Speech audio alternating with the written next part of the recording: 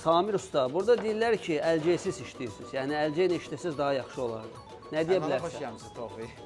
Salam. Amma əlcək hamı tərəfindən indiki vaxtlarda qəbul olunub da. Hamı bilir ki, dəvə babadan analarımız, nənələrimiz əlcəksiz pişiriblər, yeməyin də dadı olur.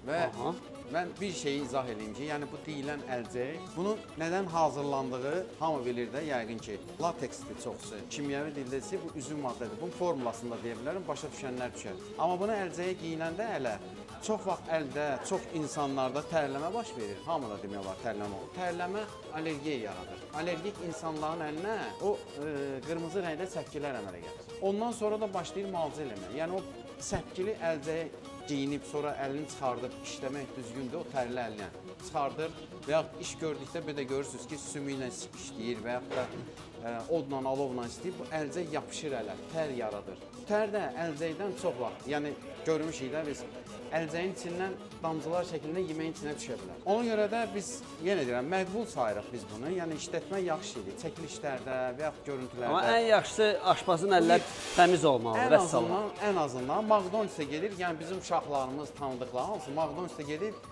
adi bir çörəyi əllə yeyirlər. İndi mən sual verirəm tamaşaçılara, rəy bildirənlərə və yaxud bizim gələn müştərilərə, o düzgündür. Mənim fikrimcə razılaşırsın ki, yox. Çünki onlar onu fikirləşiblər ki, insan əlində elə bir energetika var ki, yediyi yemək ona müsbət təsir bağışlamalıdır. O da əlcəkdən keçmir.